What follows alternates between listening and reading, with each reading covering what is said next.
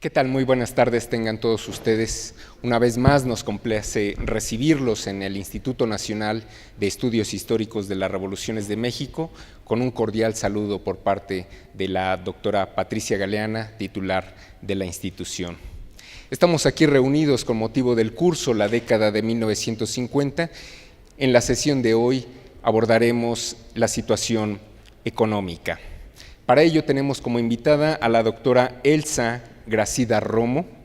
Leeré su síntesis curricular para que ustedes tengan idea de la conferencista que nos acompaña la tarde de hoy. Elsa Gracida Romo es doctora en Economía, profesora investigadora del posgrado en Economía de la Universidad Nacional Autónoma de México y tutora del programa de la especialidad de Pensamiento Económico por la Facultad de Economía de la UNAM. Es integrante del PRIDE y del Sistema Nacional de Investigadores de CONACYT. En 1994 recibió el Premio Anual de Investigación Económica Maestro Jesús Silva Herzog y recientemente recibió la distinción Sor Juana Inés de la Cruz por la UNAM. Es especialista en Historia del Pensamiento Político y Económico del siglo XX y de la época contemporánea.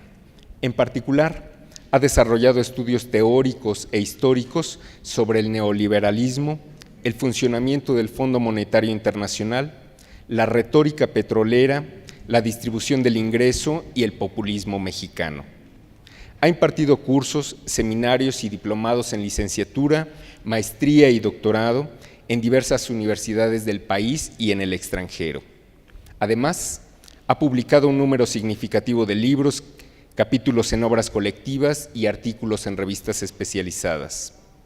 De su amplia producción destacamos los siguientes títulos: El Programa Industrial de la Revolución, publicado por el Instituto de Investigaciones Económicas de la UNAM en 1994. El siglo XX mexicano, un capítulo de su historia, 1940-1982, editado por la Facultad de Economía en 2002. Y en coordinación con Enrique Semo, El Desarrollismo, editado por la UNAM en 2004. Como ya saben, la tarde de hoy nos ocuparemos de la economía en la década de 1950. Le damos un aplauso a nuestra ponente de hoy. Muchas gracias. Muy buenas tardes.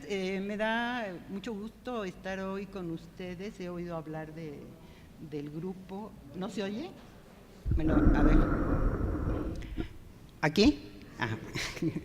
Les decía que he oído hablar del grupo, de los cursos, y entonces cuando me invitaron a participar, pues lo acepté con muchísimo gusto. Quiero agradecerle particularmente al maestro David Guerrero y a la doctora Patricia Galeana que me den entonces esta oportunidad de que charlemos un rato acerca de la economía de los años 50. He visto que ya tuvieron 2 sesiones anteriores con 2 expertos además en cada uno de los temas que les dieron. Permítanme que los atraiga a que nos ubiquemos un poco en el tiempo a nivel internacional. No voy a repetir ya todo lo que vieron, simplemente voy a decir unas palabras sobre ese momento que nos van a facilitar mucho entender qué es lo que pasa en nuestro país. Durante los años 40, 45, como podrán ver, y hasta 1975 aproximadamente, se ha hablado de la Edad de Oro, que se ocupa de ese periodo, y también de los gloriosos 30 del capitalismo. Esa es la expresión que usan en francés, se las digo en español porque no sé francés.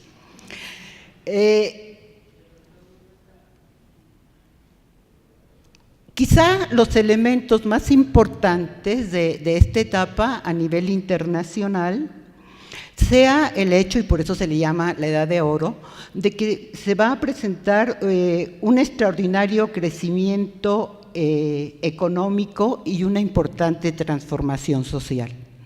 Otro elemento distintivo es desde luego la división del mundo, esta bipolaridad que se hace entre los países socialistas y los países capitalistas, así como el surgimiento del estado del bienestar, ese estado del bienestar que hemos visto que se ha ido desgarrando en los tiempos modernos poco a poco y ya poco nos queda de él. Esos años son parte todavía del periodo de reorganización económica mundial, que no diría yo posterior a la posguerra, porque de hecho se empieza a dar todavía en plena guerra. En 1944 se tiene el surgimiento de dos organismos internacionales de que economistas y no economistas nos hemos visto obligados a conocer, como son el Banco Mundial y el Fondo Monetario Internacional, así como el GATT, que es el sistema de aranceles. En términos del pensamiento económico, son los años en que despega con gran fuerza el reconocimiento y la adopción del pensamiento keynesiano, que después sabemos entrará en declive, por llamarle de alguna forma, hacia los años 70-80. Más cerca de nosotros, hacia el área latinoamericana, son los años de un gran pensador, Raúl Prebisch. Raúl Prebisch, que va a ser director de la CEPAL, esta organización que se crea por ahí de 1948 más o menos, me parece, y que es la organización especializada para la América Latina. A Prebisch y a muchos de los que lo acompañaron en ese primer año, vamos a tenerlos como puntos de referencia para poder explicar el proceso que nosotros vamos a estar analizando.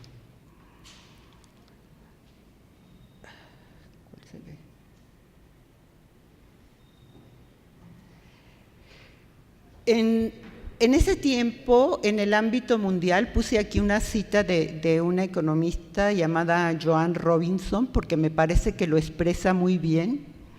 Dice, en el ámbito mundial se articuló un coro universal de alabanzas del crecimiento. Este resolvería todos los problemas, la pobreza no debía preocupar a nadie, el crecimiento mejoraría la situación de todos y la pobreza desaparecería por sí sola sin necesidad de prestarle especial atención. Es el mensaje que se envía a nivel mundial y que he recibido por todos los países, incluido México. La solución para México se planteaba el alejarnos de el atraso y la pobreza que nos ha caracterizado, es el crecimiento económico. Ese crecimiento económico será suficiente para resolver cada uno de los problemas sin tener que hacer nada particular. En México también tuvimos nuestra edad de oro. Aquí les puse unas fotos que seguramente ustedes reconocerán, me supongo, ¿sí? ¿Alguien me los dice? Nada más para traerlos aquí, porque vamos a utilizar un poco los nombres. A ver.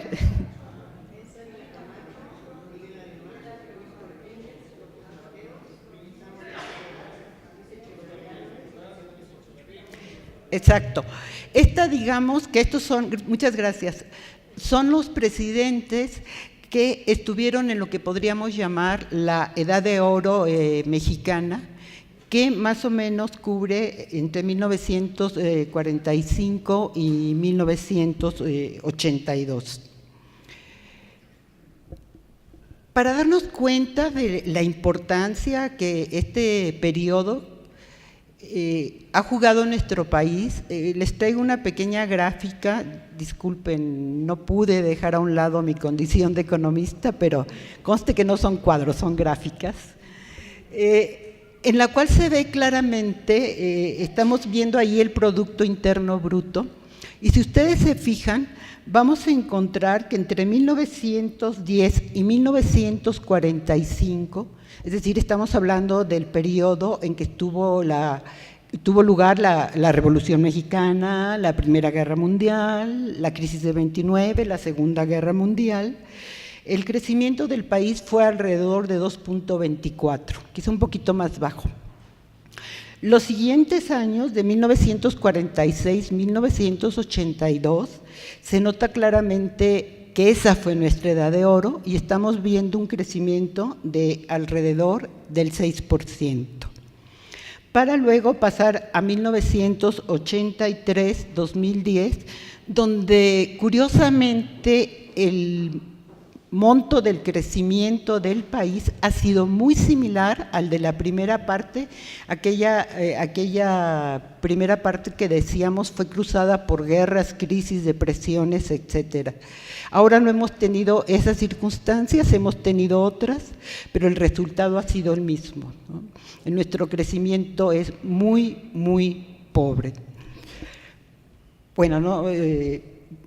Paso a la edad de oro para que no suframos. Entonces, vemos que, por eso se le llama de edad de oro, uno de los elementos distintivos que tuvo fue este crecimiento de alrededor el 6%. Ahora les presento otra gráfica donde ya me estoy concentrando en el periodo que vamos nosotros a desarrollar en esta sesión. Como se darán cuenta, he incluido en él los dos periodos presidenciales que de hecho forman parte de este curso, el de Miguel Alemán y el de encabezado por Adolfo Ruiz Cortines. No los voy a cansar, seguramente los expositores anteriores les han hablado de esta dificultad para poder precisar con toda puntualidad los periodos, cuando empiezan, cuando terminan, sobre todo porque en historia, y en historia económica particularmente, estamos hablando de procesos. Entonces, más allá de que sí pudiéramos decir exactamente qué día, qué mes y en qué año tuvo lugar un evento en particular, es muy difícil que podamos hacer lo mismo con los procesos. Por eso es que en este caso, aunque el título del curso son los años 50, yo les estoy presentando a ustedes una periodización de carácter histórica que en realidad comprende parte del periodo de Miguel Alemán, que empezó en 1946, y parte del periodo de Adolfo Ruiz Cortines. Si quiere ver en una forma un poco más amplio esto que hemos venido platicando, podríamos ver que ha sido el comportamiento de la economía mexicana a lo largo de un siglo. ¿Sí? Diríamos del siglo histórico XX, del siglo XX histórico. Estos años que este siglo XX mexicano a veces se divide para su estudio a partir de dos variables económicas que son de gran importancia para el desenvolvimiento del país, que son aquellas que conocemos como de crecimiento y de estabilidad. El crecimiento lo medimos generalmente con el Producto Interno Bruto o PIB, y la estabilidad tenemos dos elementos para medirla. Una son los precios, que nos permiten ver si tenemos inflación o no, y el otro es el tipo de cambio. En los momentos de estabilidad se supone que no hay una gran variación en los precios, que estos crecen por abajo del producto y que además el tipo de cambio permanece sin modificaciones. Entonces, como pueden ver ustedes, en la historia del siglo XX podemos hablar desde este punto de vista de tres periodos, uno que se conoce de crecimiento con inflación, el otro llamado de desarrollo estabilizador y un tercero que sería una etapa de transición que cubre los años 70. Esa es una forma de acercarnos al periodo que estamos examinando. Otra forma es a través de un proceso más general, más global, que tiene que ver con la forma en que como economía nos hemos organizado durante periodos largos. Entonces, en este siglo XX podemos distinguir tres. Uno que se conoce como modelo agroexportador. El nombre viene precisamente de que son los productos agrícolas para exportación el elemento más dinámico de ese modelo de crecimiento. El otro es el que se conoce como modelo de industrialización por sustitución de importaciones, que es básicamente en el que se inserta este proceso que estamos examinando. Y el siguiente, bueno, pues es el que estamos viviendo todavía en nuestros días, que es el modelo neoliberal. A nosotros nos interesa, para nuestro análisis, justamente qué es lo que pasa en ese periodo que hemos llamado de industrialización por sustitución de importaciones. Es decir, lo que queremos ver es cómo nos hemos industrializado. Si ustedes ven esa gráfica, ahí se pueden distinguir los dos periodos a través de la política económica de crecimiento y de estabilidad. Si se fijan, la primera parte de la gráfica, la línea rojita, que es la línea de los precios, está por encima de la línea amarilla, que es la línea del Producto Interno Bruto. ¿Esto qué significa? Que el país está creciendo, pero está creciendo con inflación. Sus precios están aumentando. En la siguiente parte de la gráfica pueden ver ustedes el fenómeno contrario.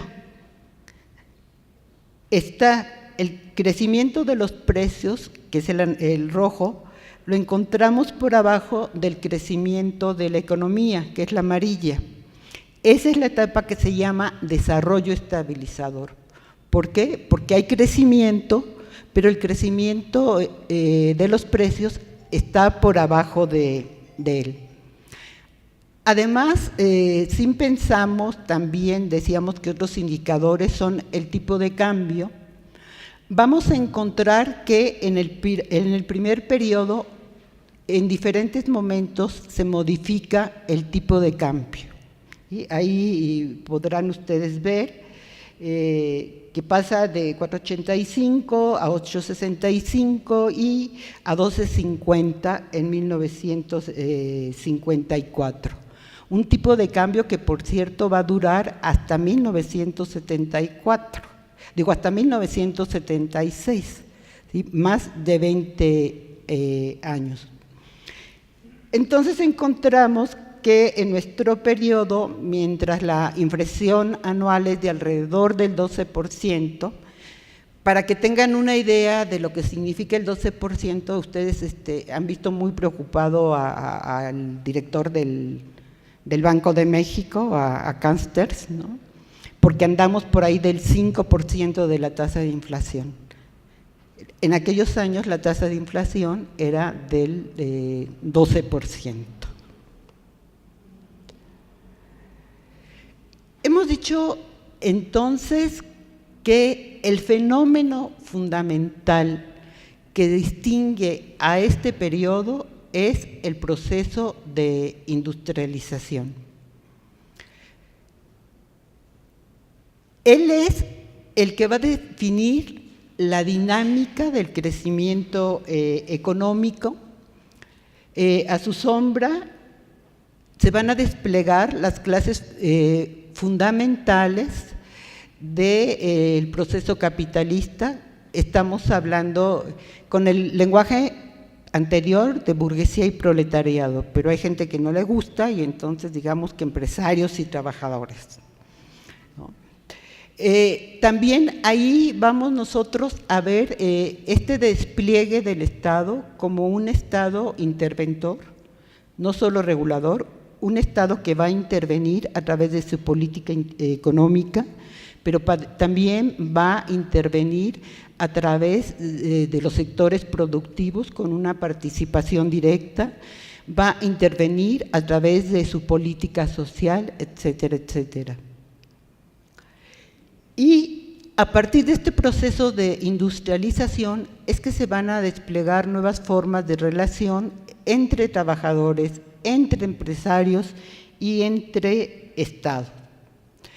Entonces, el aspecto fundamental es que la industria, principalmente las manufacturas, la industria de transformación, se coloca en el centro del funcionamiento económico al interior del país y también en el centro de cómo nos vamos a estar vinculando con el resto del mundo.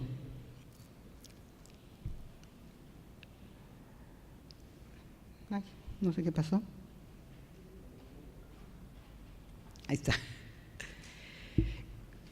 Cuando hablamos de que estos son los años en que el país se industrializa, muchos de ustedes dirían, y con justa razón, bueno, México en realidad desde el porfiriato, por señalar algún momento, ya había empezado a desarrollar una cierta industria en nuestro país.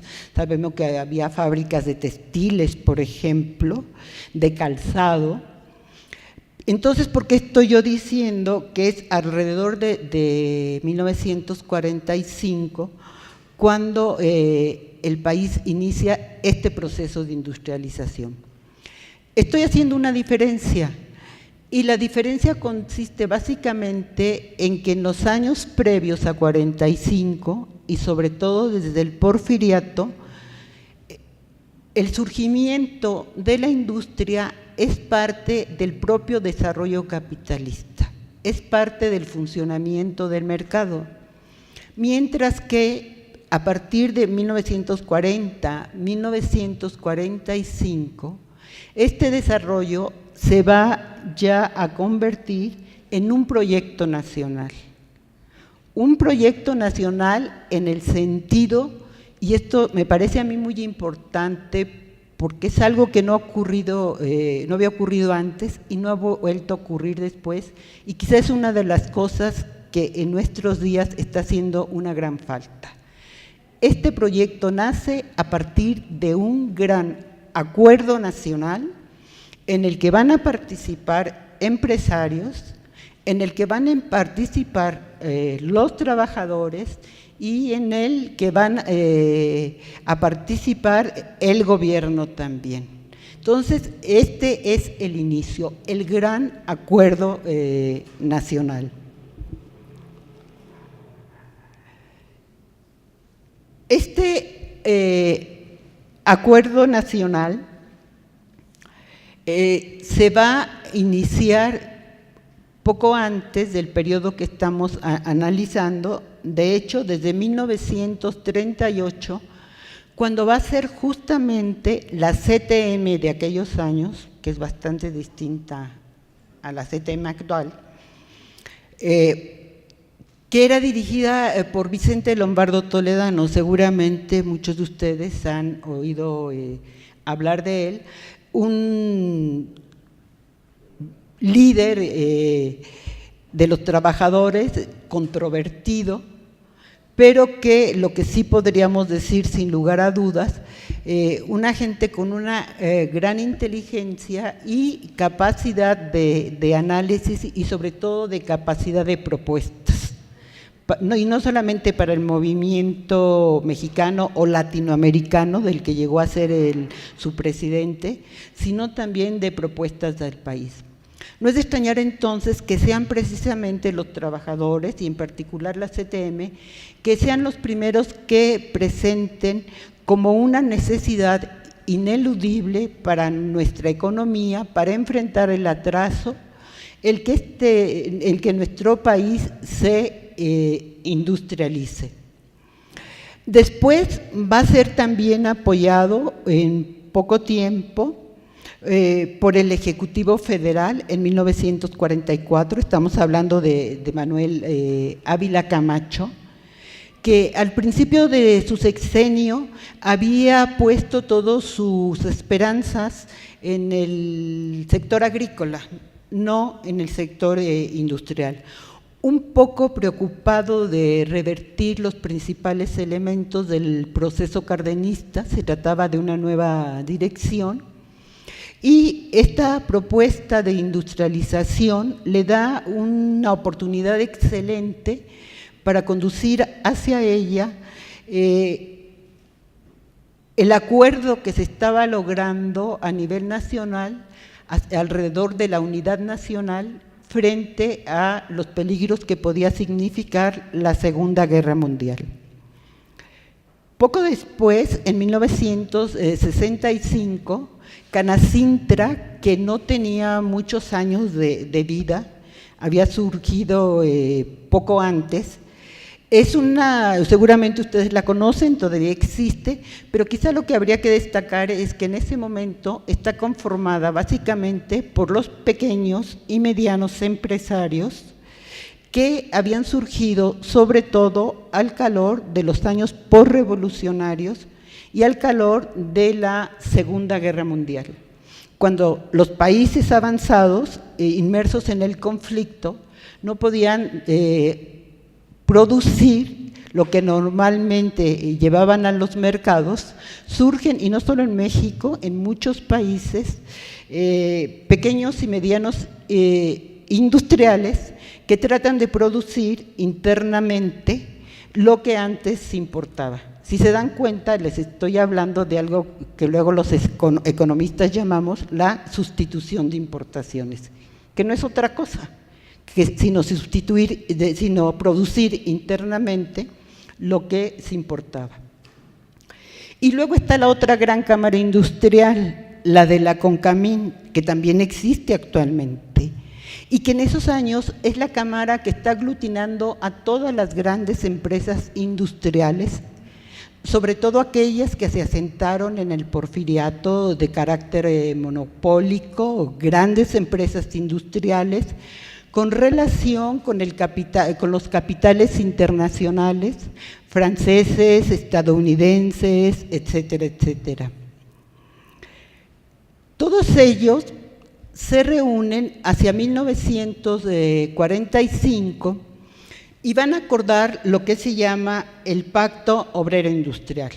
Entonces, cuando vean por ahí a lo largo de la historia, en el presente, los famosos pactos, tengan en cuenta que es una forma regular en que se utilizan en nuestra sociedad para tratar de conjugar una serie de acuerdos, en este caso entre los sectores económicos.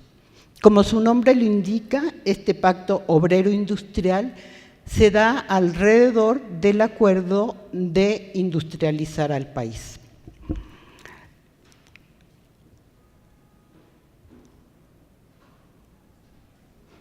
Y se da durante el tiempo en que tienen lugar las principales conferencias internacionales, estas que yo les mencionaba, que estaban dando lugar a organismos internacionales que incluso todavía permanecen hasta nuestros días. Les hablé del Fondo Monetario Internacional, del Banco Mundial, les menciono ahora las Naciones Unidas. Pero me interesa principalmente las últimas 3 conferencias que ahí menciono, porque se da un fenómeno interesante. En todas ellas va a haber una gran discusión entre los países industrializados y los países como México y aquellos que tienen un grado similar al de la economía mexicana, sobre todo los latinoamericanos.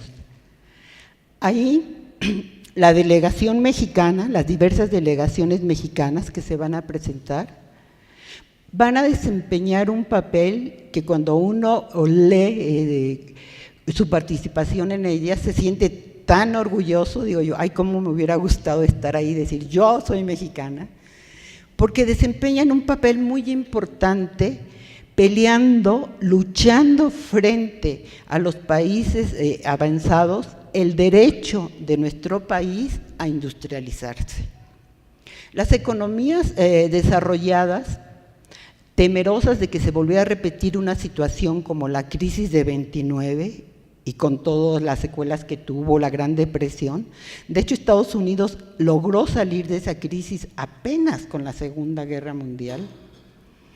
Estados Unidos, por ejemplo, al final de la segunda posguerra, es la economía que tiene la mayor parte del oro del mundo, es la economía con la que la mayor parte de las otras economías están endeudadas, es la economía que tiene la mayor producción. Entonces, ante el temor de que volviendo a una situación de guerra se pudiera convertir otra vez, enfrentar una crisis similar a la de 29, su propuesta, y que pronto logran que sea apoyada por los países avanzados, como por ejemplo Inglaterra, es asentar una política liberal.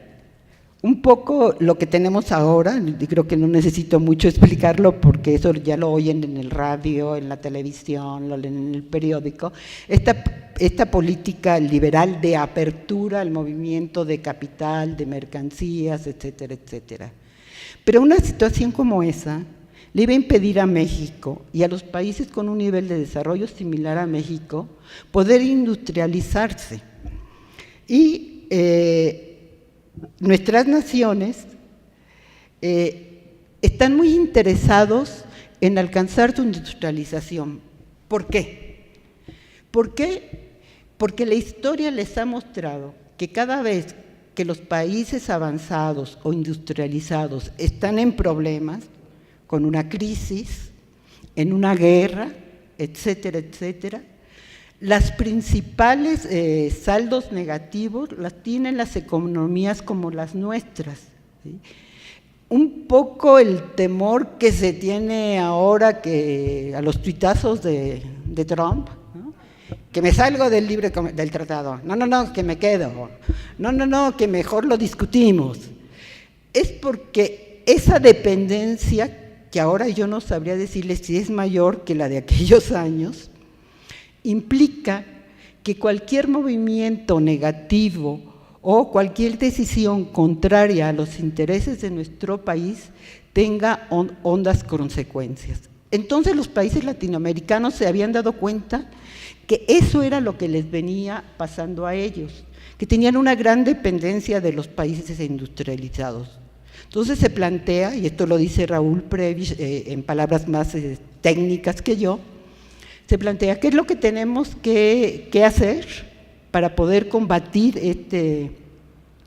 esta gran dependencia, pues industrializarnos, ¿sí? Ven a los países, ven el ejemplo de los países avanzados, dicen entonces nosotros necesitamos industrializarnos para poder producir internamente lo que ahora importamos, para poder depender de nuestro mercado interno y no del mercado internacional, etcétera, etcétera, más una serie de elementos como los que ahí les marco, pero digamos que esa es la idea central que se tiene alrededor y por qué se plantea esta necesidad de industrializarse.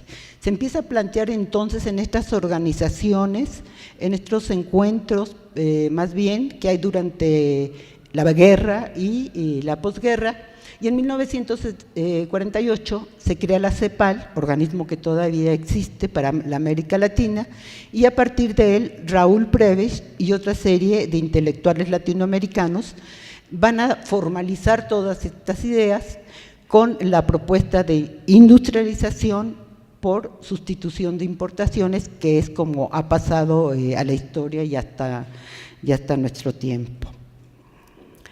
Ahora bien, esta política este proyecto de industrialización necesitaba forzosamente una política proteccionista. ¿Por qué digo forzosamente? ¿Por qué creen? Claro, los países avanzados habían estado en guerra y entonces habían… buena parte de su estructura productiva, incluso Estados Unidos, que no había sufrido daños violentos, se había convertido a producción para la guerra. Pero cuando estas economías regresaran a la época de paz, podían volver a hacer esta reconversión, pero además una reconversión más productiva que antes, porque no olvidemos que muchos de los inventos que se hacen para la guerra, después se aplican para la paz. Entonces, ¿qué es lo que pasa? Que cuando ellos volvieran a producir en situación no de guerra, su competencia, como nos acaban de decir, iba a ser mortal para países como el nuestro, que apenas estaban tratando de construir las fábricas que serían el centro de su desarrollo industrial.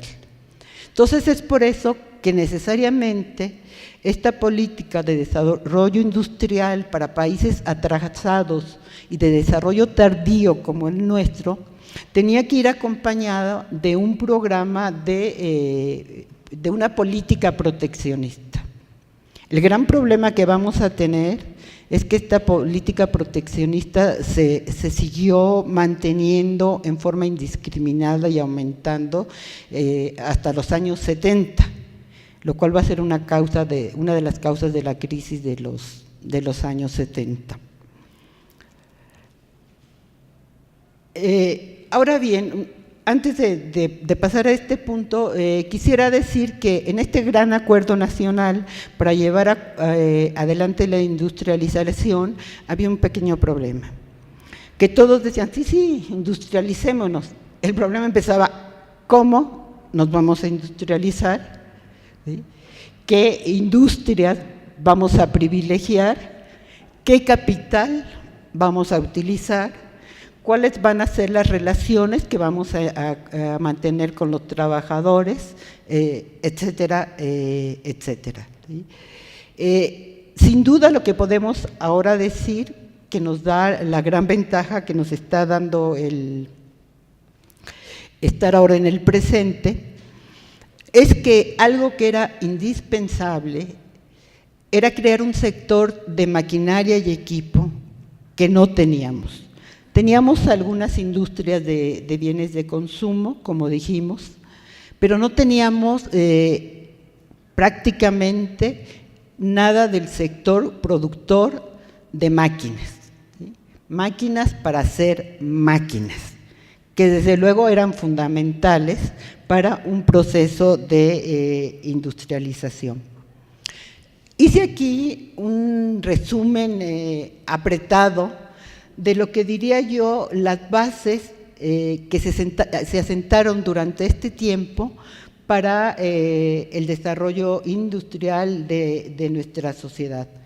Mencioné el Gran Acuerdo Nacional, la adopción de la estrategia de política de sustitución de importaciones y el proteccionismo, el objetivo de promover el crecimiento, con una amplia participación más bien dirigida por el sector privado. Lo vamos a ver un poquito más adelante en forma más específica, pero tenemos que tener presentes que desde Ávila Camacho, una de sus primeras declaraciones, había dicho que había que dejar la dirección de la economía en las manos de la iniciativa privada, diferenciándose del periodo cardenista.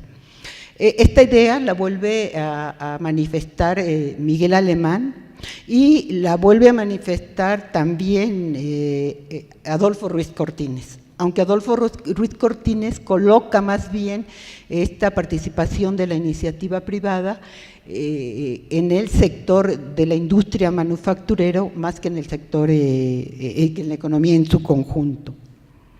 Entonces decíamos, dirigida por el sector privado, con una amplia participación del Estado, la agricultura como base fundamental del proceso y la transformación de las manufacturas en este eje de la economía. Les puse unas pequeñísimas gráficas, sé que no van a alcanzar a leerlas, no era la idea que alcanzaran a leerlas, nada más lo que quería mencionar, ahí se ve con los colores, que hacia 1956 podríamos decir con estos indicadores que el país ya se industrializó. A partir de 1956, ahí vemos en la gráfica cómo la industria manufacturera, que está en color vino, se convierte en la principal actividad que contribuye a la formación del Producto Interno Bruto. Durante todos los años anteriores había sido el sector agropecuario, que lo tenemos ahí en azul. Y en la otra gráfica, lo que vemos también por los colores nos ayudan, es cómo la industria de transformación crece por arriba del Producto Interno Bruto, y la agricultura va a mostrar una tendencia con muchas modificaciones hasta caer prácticamente en una gran crisis de la que podríamos decir todavía no sale.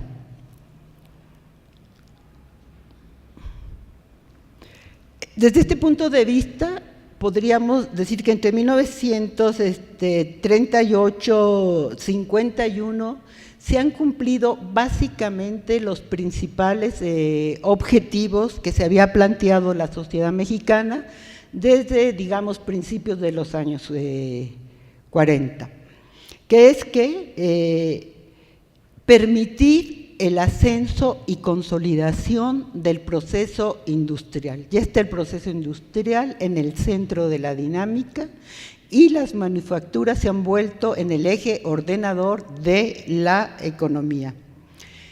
Y lo ha hecho en el contexto de un crecimiento inflacionario, un crecimiento que tiene alrededor del 6.3%, que como vemos tiene una gran contribución entonces a lo que hemos llamado la Edad de Oro, y que tuvo una inflación de alrededor del 12%, que les hacía yo el contraste con la de 5% que estamos viviendo en estos momentos. Y lo ha hecho a través de la modernización y diversificación de la estructura productiva. ¿En qué podemos notar esta diversificación?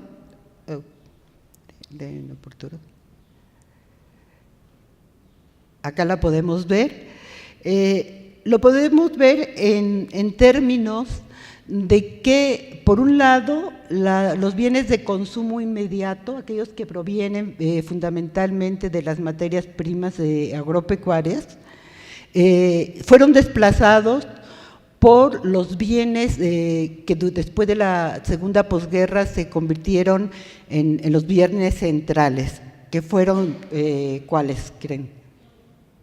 Sí saben, seguro que saben. Los bienes de consumo durable. ¿Sí? Incluso había muchos comerciales ya en ese momento de, señora, si no quiere ocupar tanto tiempo, exacto, en la lavadora, no, en el refrigerador, etcétera, etcétera. Bueno, que en cierta forma, en ese momento para nosotros representan un nuevo nivel tecnológico productivo. Y el otro elemento que podemos decir, por el cual decimos que hay una modernización, es que se desarrolla, después vamos a ver en qué medida, el sector de maquinaria y equipo. Es decir, ya tenemos completo al interior del país los diferentes sectores productivos de la industria manufacturera. En los años que estamos nosotros analizando, pero aún todavía en los años 60 y principios de los 70, la mayor parte de esos elementos que enlistamos hace un momento no van a desaparecer, van a seguir siendo los elementos fundamentales del desempeño del proceso de industrialización de nuestro país. Lo que sí va a pasar es que van a cambiar algunos elementos con base en los eventos internacionales, algunas crisis por allí, algunas guerras como las de Corea, que desafortunadamente las guerras a nosotros nos benefician, nos han beneficiado en ese momento porque hay una mayor demanda de nuestros productos, por ejemplo. Va a cambiar también la forma de intervención del Estado. Va a cambiar el estilo del crecimiento. Ya habíamos visto que estamos ahorita en el crecimiento con inflación, pero se acuerdan que vamos a pasar para la siguiente etapa al llamado desarrollo estabilizador. Entonces, algunos elementos políticos van a cambiar. El estilo personal de gobernar, yo creo que debemos de tenerlo también presente, ¿sí? En este periodo fue importante.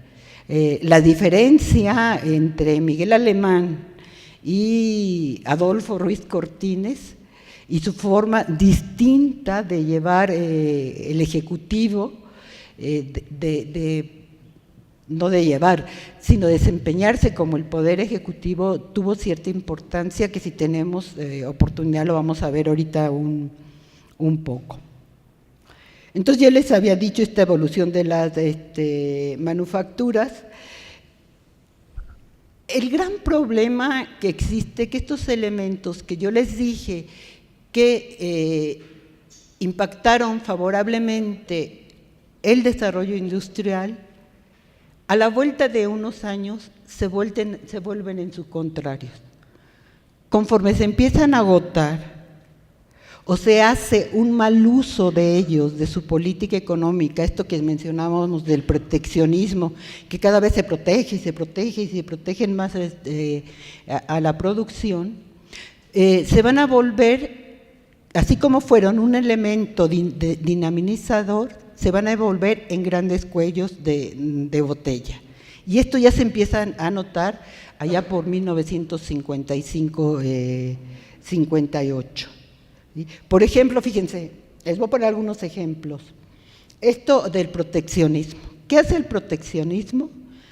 Da un sesgo que yo le llamo antiexportador. ¿Qué significa? Que como está protegido, como está cerrado el mercado, no hay ningún incentivo para los productores, para los empresarios, en llevar el desarrollo tecnológico, la educación, para la producción de nueva maquinaria y nuevo equipo. Porque lo compran del extranjero, no hay nadie que llegue a competirles y que resulta que nuestros productos son caros y no pueden salir a competir porque su precio es excesivo frente al de los otros países. Además, si bien se forma el sector de maquinaria y equipo, lo hace tiene una importancia mínima, no se desarrolla realmente.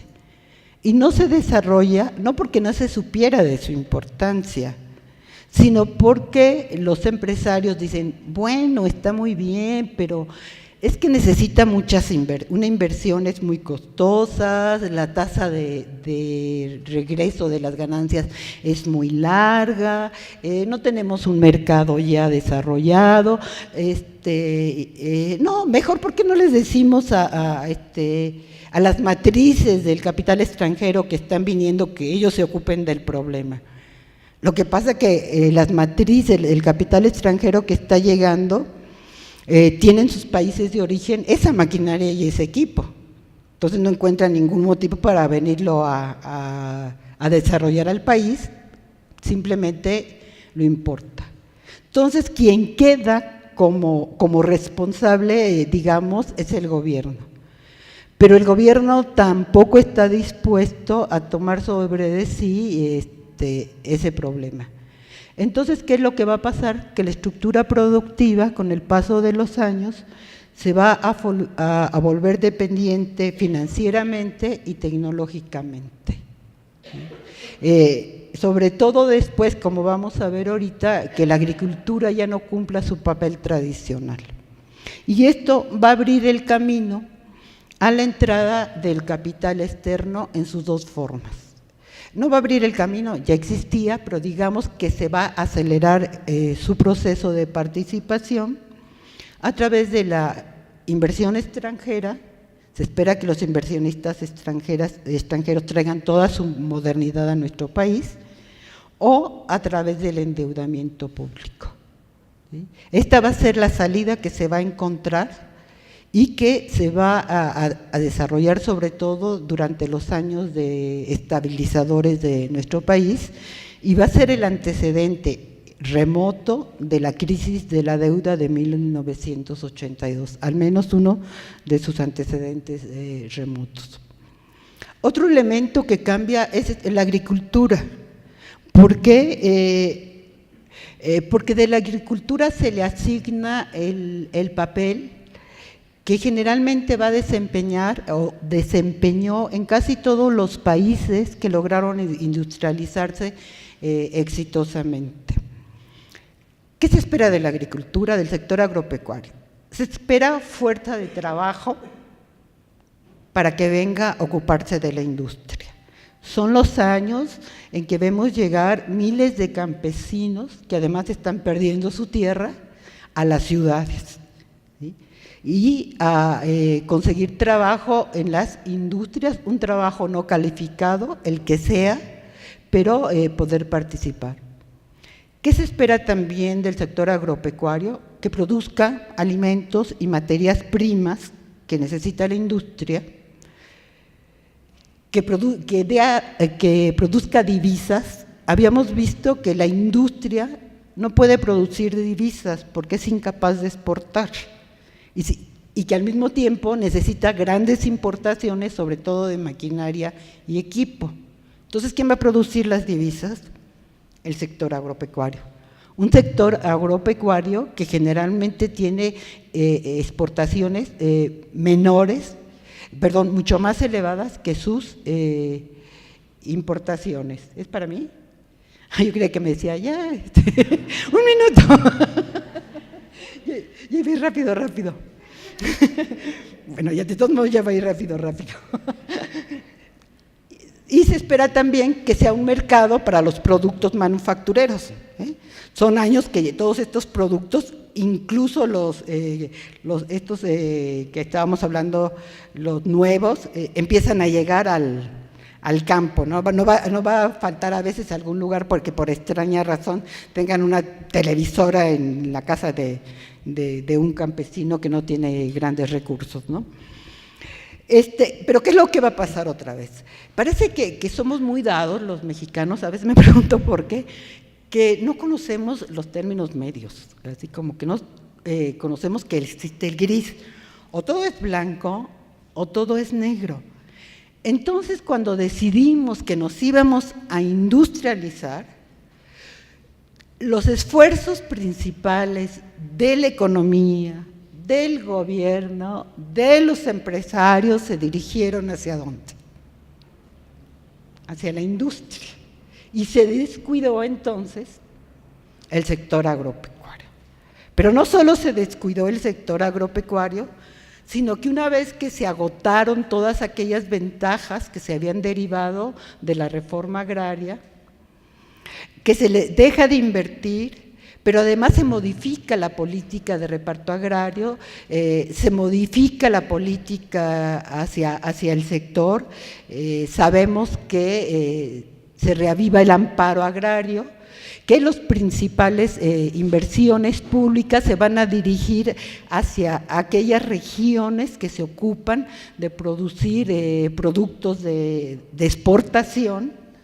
Entonces, todos estos elementos se van a ir conjugando de tal forma que muy rápidamente, como veíamos en la gráfica, la agricultura no solo va a dejar de cumplir ese papel de sostén de la industria, sino que se va a volver una carga para el resto del país en la medida que va a empezar a importar incluso alimentos que antes producíamos. Este proceso se inicia ya en forma dramática, sin vuelta, alrededor de la década de los 60, pero aquí estamos encontrando ya las razones principales por las cuales se está presentando. Y este otro ejemplo que me parece muy interesante, que algunos autores han llamado el pacto de las ganancias, y que comprenderán por el título, se refiere a la forma en que el Estado se compromete a apoyar a la empresa, a los empresarios privados, para que lleven adelante el proceso de industrialización. Una de ellas es, dice, ampliar desde el punto de vista financiero la cantidad de recursos disponibles e invertirse en manos de los empresarios.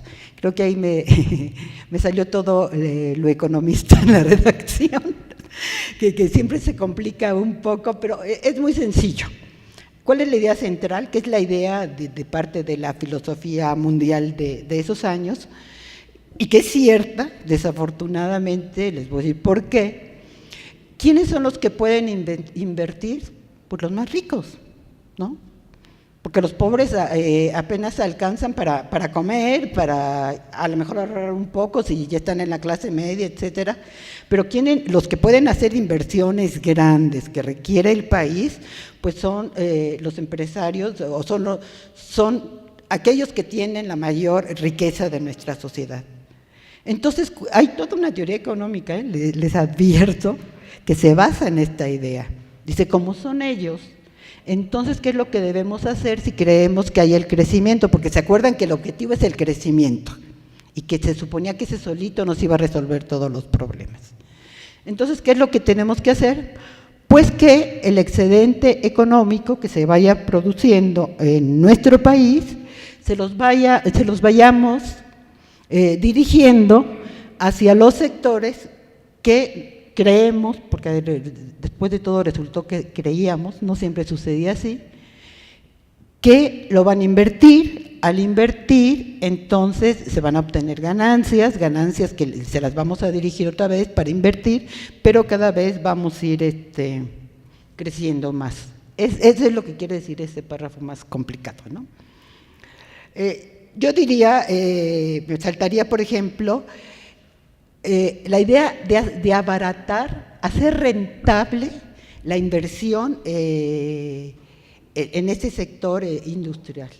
Y para eso, ¿qué se requiere? Pues no solamente le vamos a dirigir el excedente, sino que les vamos a abaratar sus principales insumos. ¿Esto qué significa? Bueno, las divisas vimos que se las estaba dando un sector agrícola que está siendo despojado a través de precios de su propia producción y de sus divisas que no regresan a ese sector agrícola. Abaratar la fuerza de trabajo, ¿cómo la abaratamos? Manteniendo los salarios reales en un nivel bajo y sin mucha posibilidad de aumentar. Dar infraestructura, la infraestructura necesaria para que se desarrolle la industria, y los insumos que yo gobierno, produzco, que en ese momento todavía era el petróleo, ¿no? Todavía era la energía eléctrica, entre los más importantes, pues te los voy a vender a precios muy bajos, ¿no? Pero también acuérdense que había guanos, había una serie de empresas estatales importantes. Y te estoy asegurando un mercado cerrado, donde la competencia no te lastime mucho. O sea, esto es lo que se ha llamado el pacto de las ganancias, y que en última instancia, otra vez les adelanto, va a llevar ¿a qué? A la concentración del ingreso. ¿Por qué? Porque vamos a estar tratando de mantener los salarios bajos. Va a llevar a tensiones sociales, eso no lo puse, perdón, porque el otro elemento es la paz social, ¿sí? Que no haya grandes disturbios, un control de la clase trabajadora, que va a llevar a tensiones sociales muy importantes, que nada más las menciono. Acuérdense el movimiento que hay en 1948 y que luego vuelve a haber en 1958 de trabajadores ferrocarrileros o petroleros, etcétera. Y va a llevar también a problemas fiscales por parte del Estado. El Estado va a mantener recursos bajos, pero además va a mantener, y Alemán lo va a decir con mucho orgullo, va a mantener una de las tasas más bajas de recaudación fiscal del ingreso sobre la renta a nivel mundial. ¿Sí? México tiene alrededor del 7%, junto al 20 y tantos, 30 y tantos % de los países avanzados, o de un país similar al nuestro en esos años como Perú, que tenía el 17%. Otra vez, a lo mejor me estoy adelantando, porque les estoy un poco mencionando los problemas que se van a presentar en las siguientes 2 décadas, pero me interesa que entiendan ustedes para esta parte, o más que entiendan, mostrarle yo a ustedes, porque si no parecería que fue una década de grandes éxitos que las tuvo, pero no entenderíamos después por qué vienen las crisis económicas, si no vemos los problemas soterrados que hay ahí. Por último, dedicamos un momento al ascenso de Ruiz Cortines, ya estoy por terminar. Quise mencionar aquí específicamente una experiencia que hay en ese tiempo. Cuando Adolfo Ruiz Cortines toma posesión, tiene varios elementos que ahí señala y que creo que vale la pena mencionar. Una que hace referencia, con las palabras de él, son entrecomilladas, dice: el progreso de la colectividad no está condicionado ya a la existencia perecedera de uno o varios hombres.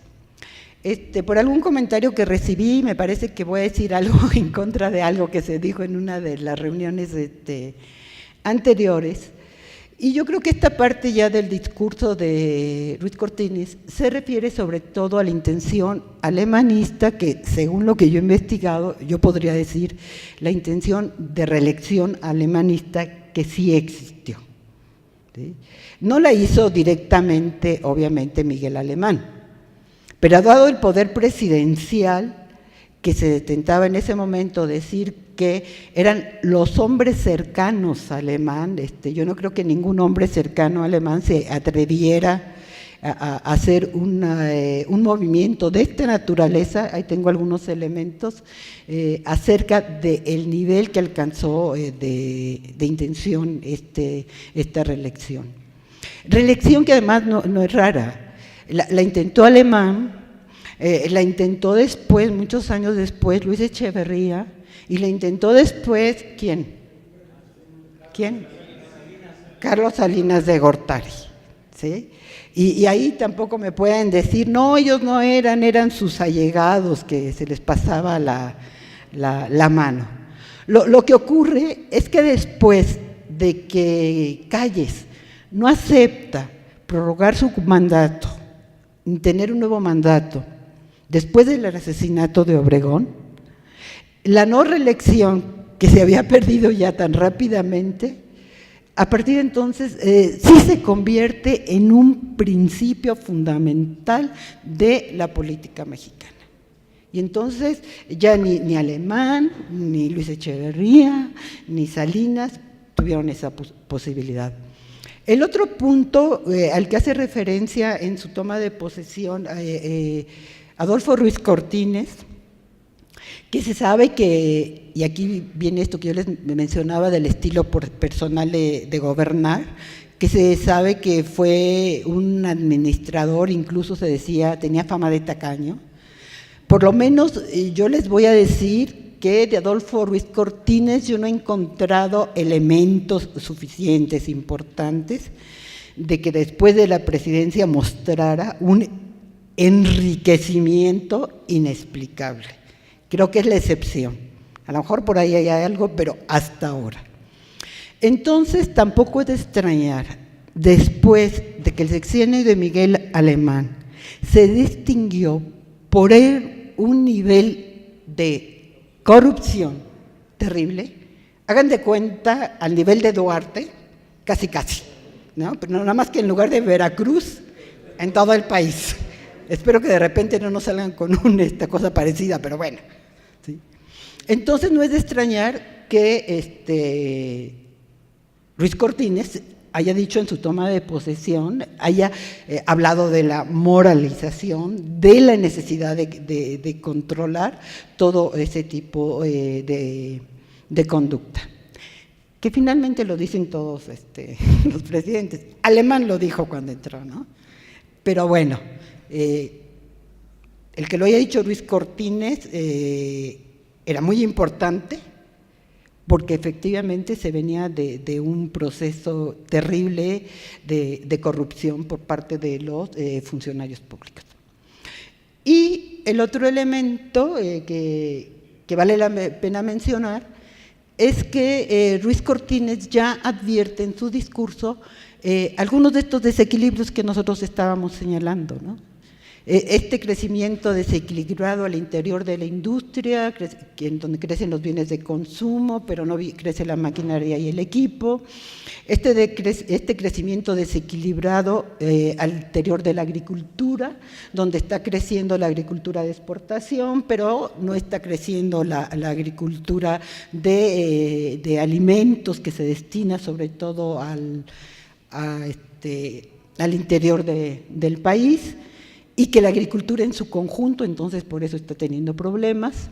Es decir, este crecimiento desequilibrado que lo estamos encontrando en todos los sectores, habla también ya de la concentración del ingreso, habla del crecimiento fantástico de las ganancias, que es una de las explicaciones de esta concentración del ingreso y una de las explicaciones por qué el mercado interno no puede crecer en forma rápida, porque si bien se concentran las ganancias, pero ya decíamos, sus poseedores, los más ricos, no van a lo mejor se compran 2 autos, ¿no? A lo mejor coman caviar, pero no pueden comer 8 veces al día, o cosas de ese estilo.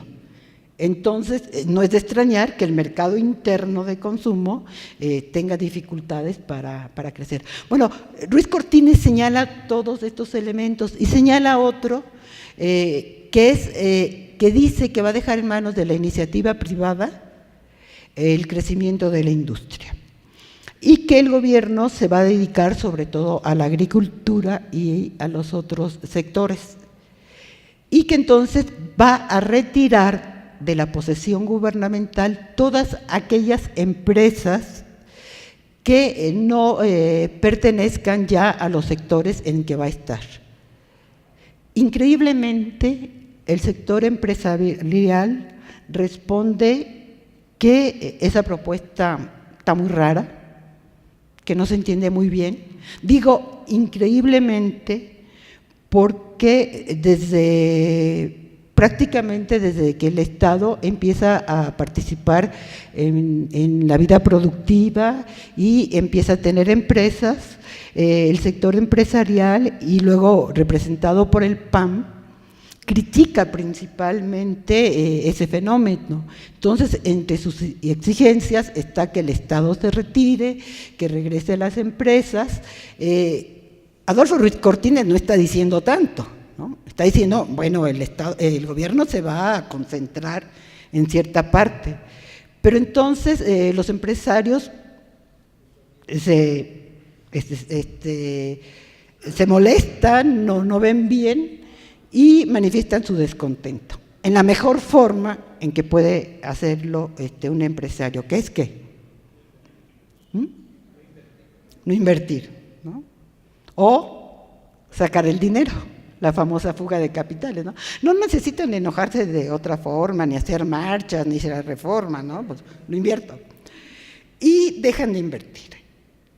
Pero además, al mismo tiempo, resulta que esto acaba de terminar en 53, la guerra de Corea, que les dije que la guerra había inyectado oxígeno en la economía mexicana, termina, entonces nos conduce a un panorama más de carácter depresivo.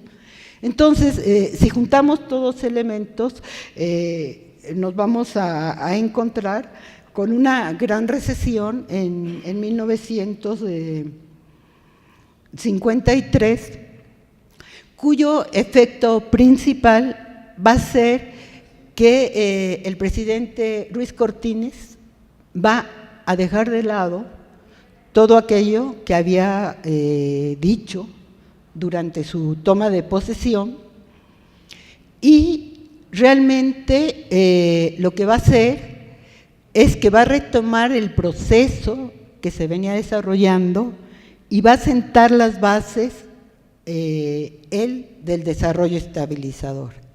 Y con esto voy a terminar, porque ya el desarrollo estabilizador supongo que lo verán en… Ah, no, porque estos son los 50, bueno, a lo mejor va a haber un curso sobre los 60 seguramente. ¿Cuál es la modificación de la filosofía económica? ¿Se acuerdan que después de la guerra, cuál era? El crecimiento económico por sí mismo va a resolver todos los problemas.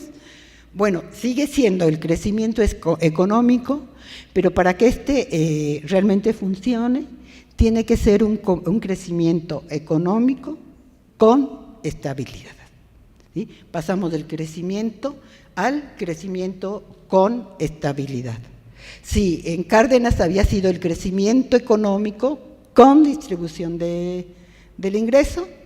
Ahora pasamos al crecimiento económico con estabilidad, que es lo que se conoce como el desarrollo estabilizador y que es de alguna forma el que, desde el punto de vista de la política económica, está atrás de este liberalismo o neoliberalismo económico que nos ha tocado vivir, ¿no? Y que por eso no crecemos mucho. Éramos bien estables, ya no somos estables, porque ya les digo que la tasa de inflación actual ya anda por el 5%, pero como 20 años fuimos bien estables. El único problema es que no crecimos. Ya vimos ahí nuestra gráfica inicial, al punto de que creo que en un chiste pesado, no sé si en el Congreso o en algún lado, decían que si en aquellos años 60 hubo el desarrollo estabilizador, ahora estábamos viviendo el estancamiento estabilizador. Bueno, el hecho es que Ruiz Cortines sienta las bases y ¿qué es lo que hace? Aquí nada más quiero señalar, ustedes van a encontrar, incluso si se fijaron en mis números, a veces ponía 50, diagonal 54, diagonal 56, por lo que yo les explicaba, de que es muy difícil decir en qué momento, y eso pasa con el inicio del desarrollo estabilizador. Hay algunos autores que dicen que se empieza a dar en 50-52, ¿por qué? Porque se acuerdan, vimos que se iniciaba una tendencia descendente de los precios, ¿sí? O sea, estaba empezando a desaparecer la inflación, ¿no? Otros autores dicen que fue en 1954. ¿Por qué? Porque en 1954 se devalúa la moneda. Otro signo de estabilidad, vamos a tener un cambio fijo a 12.50 por dólar, imagínense, hasta 1976, 22 años con un tipo de cambio fijo a 12.50. Ya después estaba medio apreciadito, pero de todos modos, si vemos lo que nos pasa ahora, que ya todos los noticiarios, ¿cómo amaneció hoy el dólar? Y si Trump echó un tweet, ya no les quiero decir cómo amaneció el peso, ¿no? Entonces, pero duró 26 años y se inició en la devaluación. Entonces eran unos autores que dicen el desarrollo estabilizador empieza en esos años. Y otros dicen no, empieza en 1958 con el gabinete ¿de quién? De Adolfo López Mateos, donde va a ser secretario de Gobernación, de Hacienda, Ortiz Mena, a quien le van a llamar el vicepresidente económico, y va a ser el director del Banco de México, don Rodrigo Gómez, de larga trayectoria en la dirección del Banco de México, que fueron los artífices del desarrollo estabilizador. Desarrollo estabilizador que en realidad se formalizó post, pero bueno, eso ya no toca con nuestro tema. Y debería haber puesto aquí diapositiva que diga muchas gracias, les agradezco.